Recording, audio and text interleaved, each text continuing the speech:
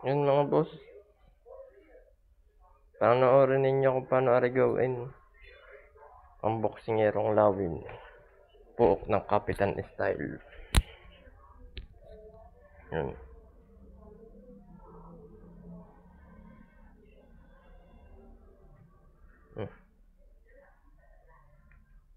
Papakita ko sa inyo pagkais nga rin sa video.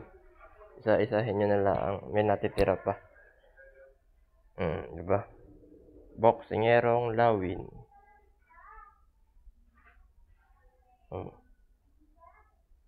Pero mga boss, tatanggalin pa ito.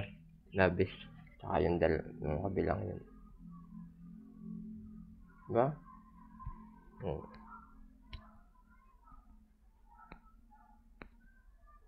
Dilawin.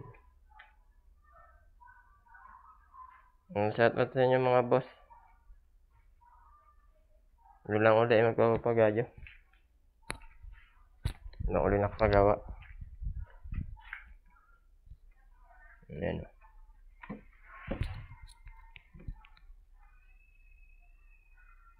Boksingerong lawin.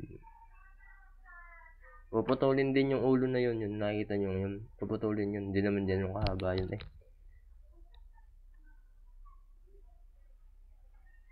Tingnan yung mga boksingerong lawin boy.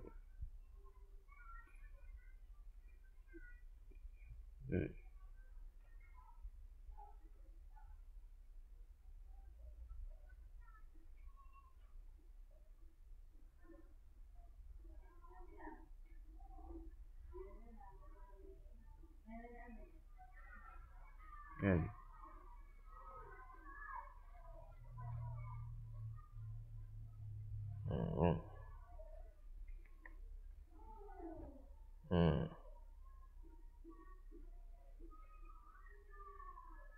Matatanong, paano gawin ng boksingerong lawin nandyan sa video na yan. Isa-isahin nyo.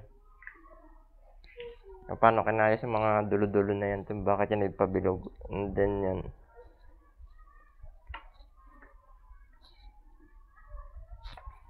Ano mga boss oh. Mayangin na ngayon. Lipad na kayo mga boss. Sarapan are. Ang ganda rin kalakas. Dito.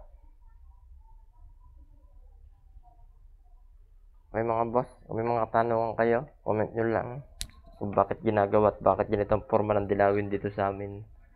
Kasi ang yaring ito, puok ng kapitan. Hindi patusok. Ang patusok, ang tinatawag sa amin ay yung pagatpat, hindi dilawin. Yan, dilawin sa amin dyan, yan o. Dilawin. Yan. Ang boksingerong lawin, yung pabilog. Dilawin din yung pabilog din. Depende din kung gusto nyo anong tawag.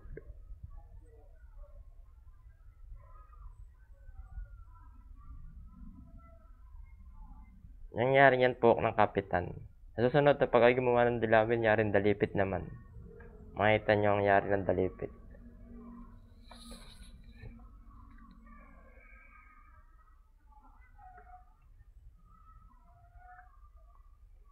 Mga boss, hanggang dito na lang tayo mga boss.